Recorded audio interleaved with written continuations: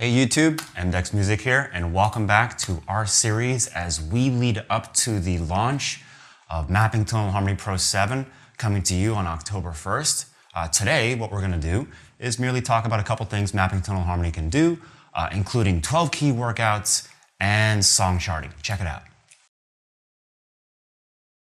All right, 12 key workouts. We already have a new file created here ready to edit, so I'm just going to plug in an easy peasy 251, and then we'll go from there. 2, 5, 1. There we go. Now all I have to do is insert a double bar line anywhere within that progression. Remember, we can go up to 8 bars with this. We'll just use 2 for example's sake. So now I have a section of music that I can turn into a workout. So all I have to do now is come over here to the 12 keys workout button, and we could go by way of fifths chromatically or major or minor thirds. Let's go with perfect fifths. Convert to workout. So boom, there you have it. A 2-5-1 progression workout in all 12 keys with the functionality of the chords and the chord scales used for each chord present. And not only that, you can change the starting key by merely clicking over here if you want to start it in C, and then whatever you want to do in any key, and merely press play if you want to practice playing along with it. Mapping Tonal Harmony Pro will put it to perfect voicings.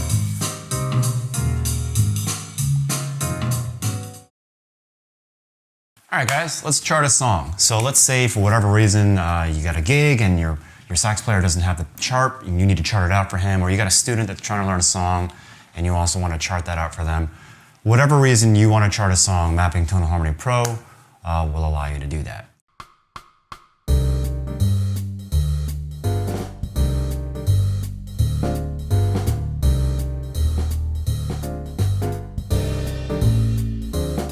All right, so there we have it. We are going to start off with our 1 chord.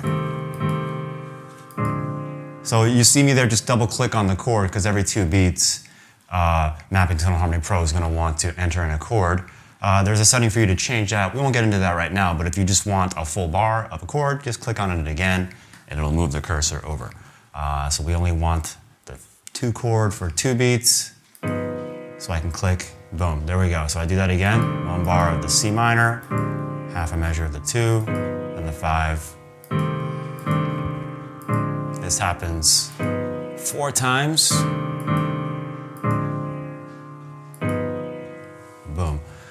So the second ending is actually a 2, a flat 3, a 5, and that takes me into the next section. So now section 1's all self-contained within the first 2 lines, and I can start the next section, which is here. So we've gone to a 2-5-1 into a different key. So I actually have 2 bars of this E flat chord. So I can merely just click over here if I wanted to indicate where I wanted to add the next chord. This is also for 2 bars. Or I can just keep hitting the chord over and over again so I don't have to move my cursor back and forth. The choice is up to you. And then we go to the F minor 7 for a couple bars. And now we just have a 2-5-1 back to the original progression that we started the song with. All right. And then the song merely ends the way that it started, with the 1, 2, 5, 1, 4 times. Again, I can move the cursor over to the next chord if I want to, but you can see that's a little bit more time consuming than just clicking on the chord since I'm already here anyways. And that's the end of the song, so all I need now is my double bar line here, right there, and there you have it. With all of the chord scales, I can view the chords functionally, as you can see underneath. Flat 3, major 7, diminished 7 or 4, and so on. And I can use all the information above the staff to know what to use to improvise if I'm so inclined.